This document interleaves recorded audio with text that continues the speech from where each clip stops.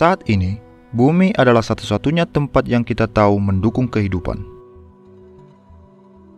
Robot yang dikembangkan para ilmuwan membantu kita melihat Mars seperti yang belum pernah kita lihat sebelumnya. Belum ada sama sekali manusia yang pernah mencoba melakukan perjalanan ke planet merah ini. Setidaknya dalam 1 atau 2 dekade mendatang pun, kemungkinan manusia hanya bisa menyaksikan melalui teknologi rover atau robot penjelajah, dan tentunya manusia hanya bisa berpartisipasi dalam perjalanan ke Mars, tidak untuk ikut serta.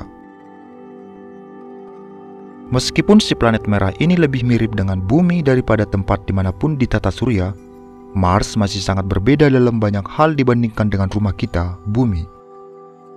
Bagi kita sebagai manusia, bumi seperti magnet raksasa yang mampu memantulkan partikel berbahaya yang sebagian besar adalah angin matahari, yaitu arus partikel bermuatan dari matahari yang mampu mengionisasi lapisan atmosfer bumi sehingga membuat kita tetap aman.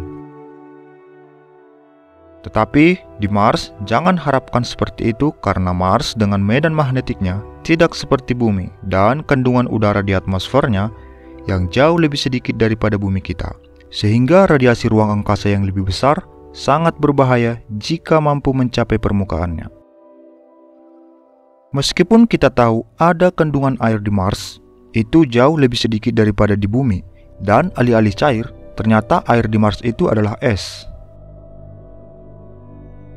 Air tidak dapat bertahan di permukaan Mars karena tekanan atmosfernya yang sangat rendah. Jadi, Mars adalah tempat yang sangat tidak nyaman untuk hidup, dan penelitian telah mengungkapkan tidak ada tanda-tanda kehidupan di Mars. Tetapi jika tidak ada tanda-tanda bentuk kehidupan, bahkan yang paling sederhana, akan sangat menarik untuk diteliti apakah kehidupan pernah ada di sana atau tidak.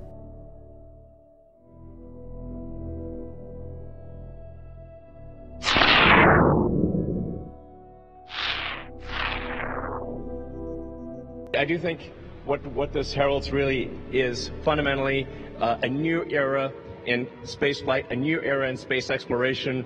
We're going to go to the moon. We're going to have a base on the moon. We're going to send people to Mars, and make life multiplanetary. And I think this day heralds. Elon Musk yang mempunyai misi menuju Mars pada pertengahan dekade ini akan merencanakan perjalanan menuju Mars.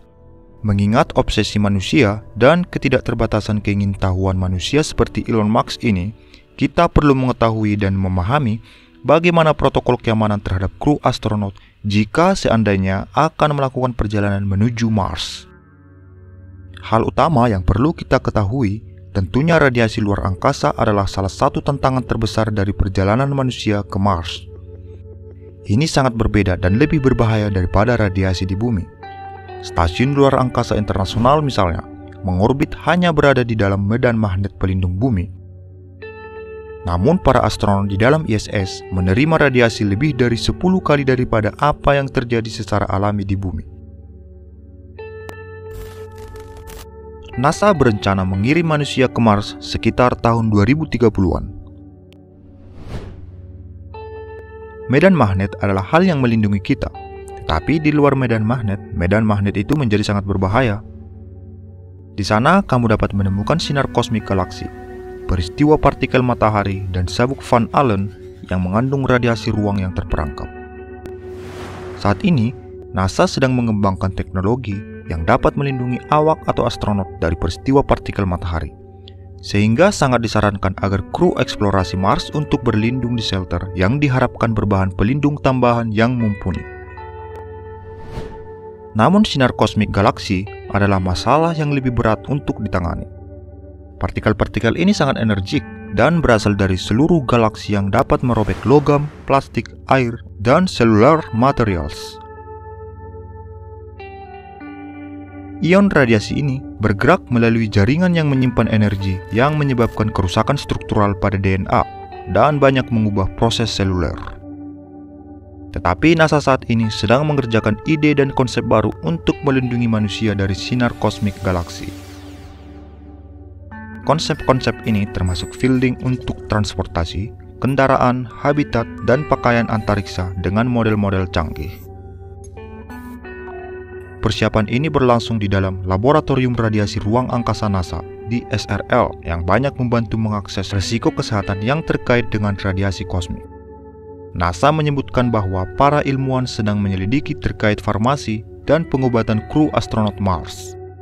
Pengembangan di bidang farmasi dan pengobatan mungkin lebih efektif daripada langsung melindungi kru dari sinar kosmik galaksi. Para insinyur juga mengembangkan alat peramalan cuaca ruang angkasa. Mereka juga mempelajari roket yang lebih cepat untuk mengurangi waktu yang dihabiskan di ruang angkasa dan paparan radiasi. Pat Trotman, pimpinan analisis strategis eksplorasi manusia NASA, mengatakan Mars adalah pilihan terbaik yang kami miliki saat ini untuk memperluas keberadaan manusia secara jangka panjang. Kita telah menemukan sumber daya berharga untuk menopang manusia seperti es air, tepat di bawah permukaan Mars, dan bukti geologi dan iklim masa lalu bahwa Mars pada suatu waktu memiliki kondisi yang cocok untuk kehidupan.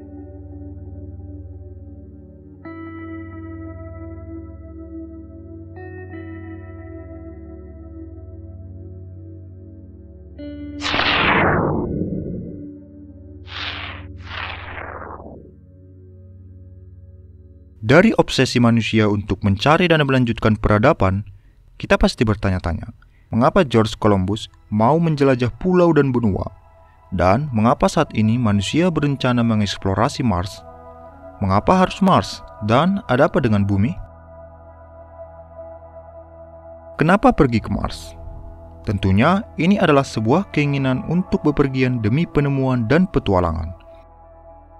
Columbus bepergian ke barat dan Marco Polo menuju ke timur karena alasan yang sama, yakni karena misteri itu adalah sebuah prospek luar biasa dalam sebuah petualangan yang memaksa manusia untuk mencari batas baru untuk dijelajahi. Itu adalah sifat manusia, obsesi manusia yang tidak akan pernah berhenti di perbatasan manapun, walau dalam terestrial ataupun di luar bumi. Mengirim misi berawak ke Mars adalah petualangan yang fantastis. Tinggal di planet lain jutaan mil jauhnya adalah hal yang sangat menarik dan luar biasa. Keingintahuan membuat kita pergi ke sana dan bertanya, dari mana Mars berasal? Dapatkah itu semua bisa mengajarkan kita tentang sejarah bumi? Apakah ada kehidupan di planet merah? Namun, ini hanyalah beberapa pertanyaan. Kemajuan adalah alasan lain yang mendorong manusia ingin melangkah lebih jauh lagi. Misi ini akan memulai perkembangan besar di semua bidang, baik dalam daur ulang, energi matahari, produksi makanan, dan kemajuan teknologi medis. Namun, perjalanan ke Mars akan sangat sulit. Kita perlu mengemas semuanya secara baik agar selamat dari perjalanan ke planet tetangga kita ini. Tetapi merancang misi Mars akan lebih mudah jika kita mengurangi sumber daya yang sudah tersedia secara lokal dan memaksimalkan potensi sumber daya yang ada di bumi sebaik mungkin untuk persiapan menuju Mars. Air adalah sumber daya berharga untuk ekspedisi manusia, baik untuk dikonsumsi oleh astronot maupun untuk bahan bakar.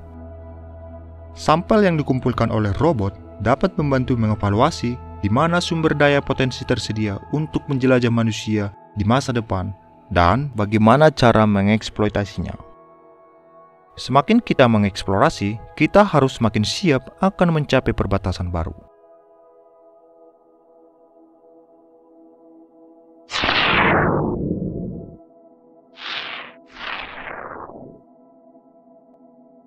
Itulah manusia.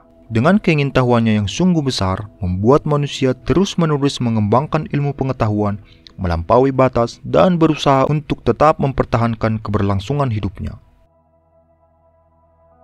Sekiranya manusia jangan lupa terhadap penciptanya, karena kita hanya sebatas debu di antara miliaran dan maha dahsyat alam semesta.